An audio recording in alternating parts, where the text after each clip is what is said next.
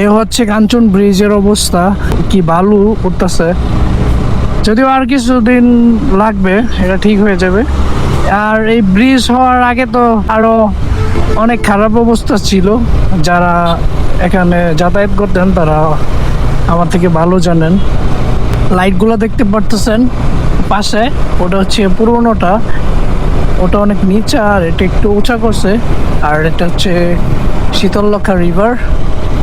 তো আমরা যাব আজকে গাউসিয়ার ওইদিকে, একটু কাজ আছে এই জন্য যাচ্ছি।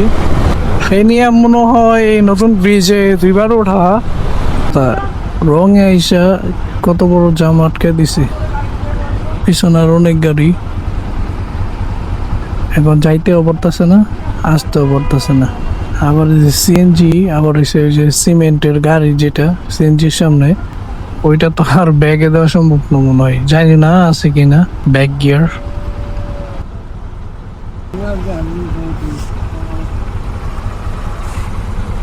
সিএনজি ব্যাগে দাও।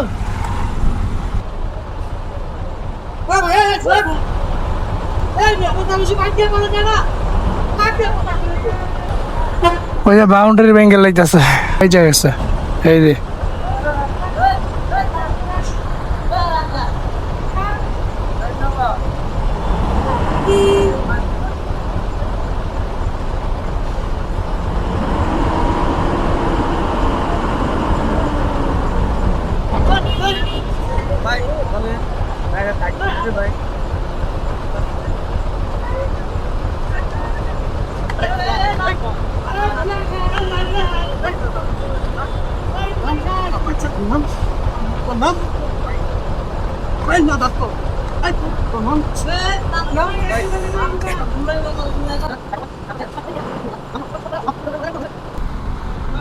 ওই কোম্পানির ওয়ালে লাগাই দিছে।